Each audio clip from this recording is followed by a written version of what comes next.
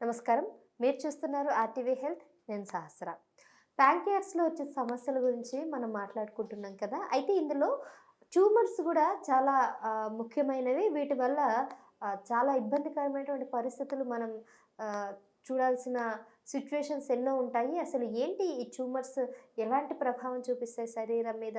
ఒకవేళ ఈ ట్యూమర్స్‌ని గనక తక్షణమే చికిత్స అందించకపోతే దీని పర్యావంతరం ఏ విధంగా ఉంటుందన్న అంశాలన్నీ కూడా ఈరోజు డిస్కస్ చేద్దాం. మరి ఈ విషయాల మీద డిస్కస్ చేయడానికి ప్రస్తుతం మనతో పాటు ఉన్నారు డాక్టర్ దత్తారాం గారు, సీనియర్ సర్జన్, సర్జికల్ గ్యాస్ట్రోఎంట్రాలజిస్ట్, అలాగే హెచ్‌విబి సర్జన్.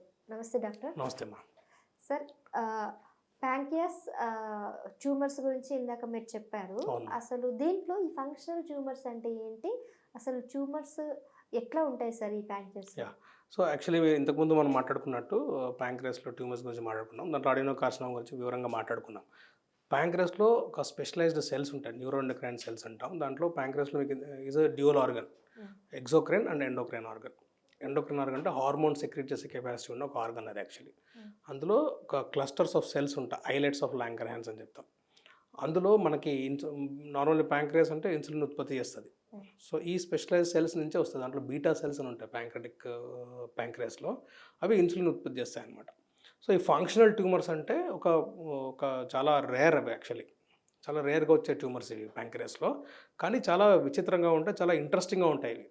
సో అందులో కామన్గా మనం చూస్తే ఇన్సులినోమా అని చెప్తాం. ఇన్సులినోమా అంటే ఓమా అంటే ట్యూమర్ గడ్డ. సో ఇన్సులిన్ ఉత్పత్తి చేసే ఒక ట్యూమర్.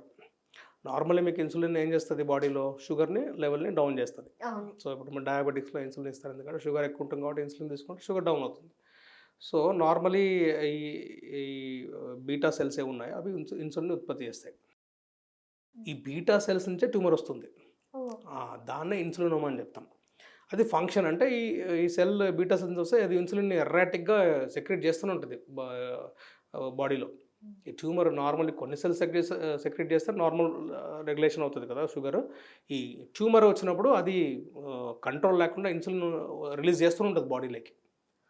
సో అప్పుడు జస్ట్ ఇమాజిన్ ఏమవుతుంది బాడీలో అనేది. సో కదా, సో షుగర్ డౌన్ అయిపోతుంది అనమాట. సో ఇవేంటంటే ఒక special kind of tumours, functional tumours అని చెప్తాం. సో ఇన్సులిన్ యాక్చువల్ నేను నా కెరియర్లో ఇట్లాంటివి చాలా చూశాను ఇన్సులిన్. ఎందుకంటే నేను was working in high volume centre. So అప్పుడు మనకి రెఫరల్ వచ్చేటి చాలా వరకు పెరిఫరల్ డాక్టర్స్ నుంచి పంపించేవారు ఇట్లాంటి పేషెంట్స్ని. సో అందులో ఇన్సులిన్ ఇనోమా అనేది చాలా చిన్నగా ఉంటుంది ట్యూమర్. ఇంత పెద్ద ట్యూమర్ ఏమి ఉండదు, చాలా మిల్లీమీటర్స్ ఆర్ సెంటీమీటర్స్లో ఉంటుంది. మ్యాక్సిమం అంటే 1.5 to 3 సెంటీమీటర్ ఉండొచ్చు ఆ ట్యూమర్ అనేది. కానీ ఎందుకు symptoms normally any tumour for that matter diagnose లేట్గా అవుతుంది.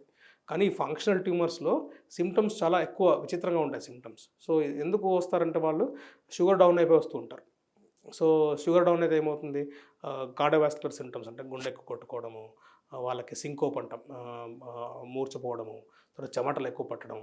సో ఇవన్నీ చూస్తుంటాం. కొంతమందికి అయితే నేను ఒక రీసెంట్గా చూసిన పేషెంట్ అయితే ఆయన నల్గొండ యాక్చువల్లీ, ఆయన లాయర్. ఆయనకి 10 years నుంచి షుగర్స్ డౌన్ ఉంటాయి ఎప్పుడు. సో వాళ్ళకి ఏంటంటే షుగర్స్ డౌన్ అయ్యే వల్ల ఏంటంటే ఆయన రోజుకి actually believe it or not రోజు ఆయన చెప్పి అర్ధ కేజీ నుంచి కేజీ స్వీట్స్ తినేవాడు ఆయన.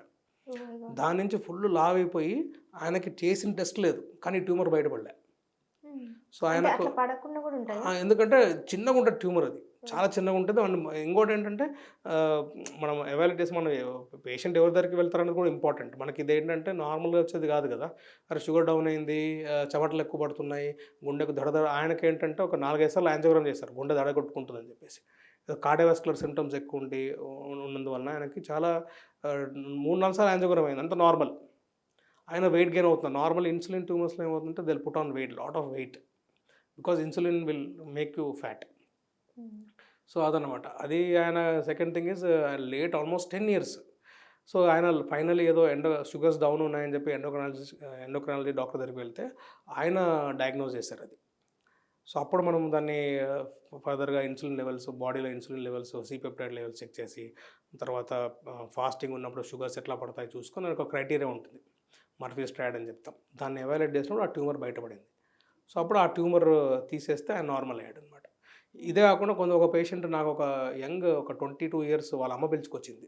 పిచ్చి పిచ్చి చేస్తాడు సార్ అయినా అని చెప్పి, ఎట్లా అట్లా ఫిట్స్ వస్తున్నాయి నాకు యాక్చువల్లీ. సైకాట్రిక్ ప్రాబ్లంతో వచ్చాడు, వియర్డ్ బిహేవియర్.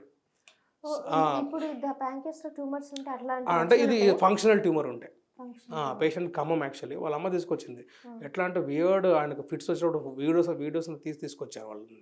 Hmm. ఇంకా behavioural changes. So finally with lot of ఎక్కడ పోయినా కూడా ఎవాల్యుయేట్ కాలేదు పాపం. సో వాళ్ళు ఎవరో ఇట్లానే ఎండోక్రైనాలజిస్ట్ ఎవరైనా వెళ్తే వాళ్ళు ఎవాల్యుయేట్ చేసి అప్పుడు ఇన్సులినోమా అని బయటపడింది. అప్పుడు ఆ ఇన్సులినోమా తీసేంత నార్మల్, పేషెంట్ నార్మల్ అయిపోయారు. ఆ ట్యూమర్ చిన్న ఇన్సులినోమా తీసేస్తే నార్మల్ అయిపోయారు అనమాట.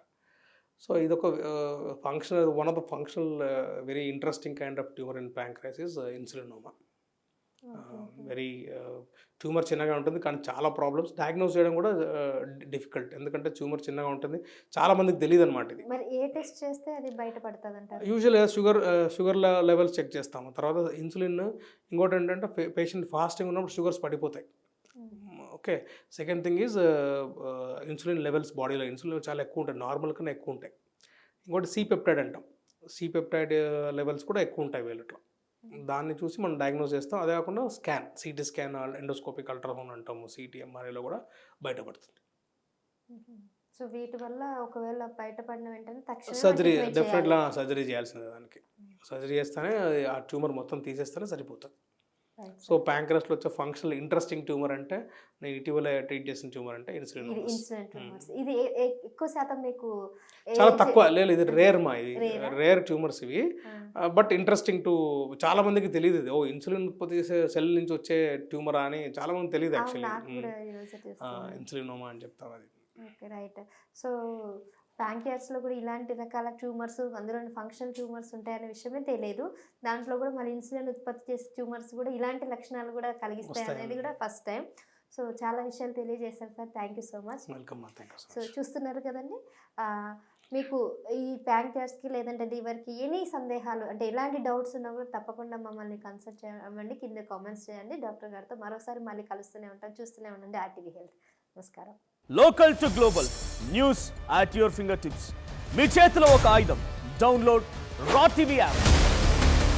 Media legend Ravi Prakash is back.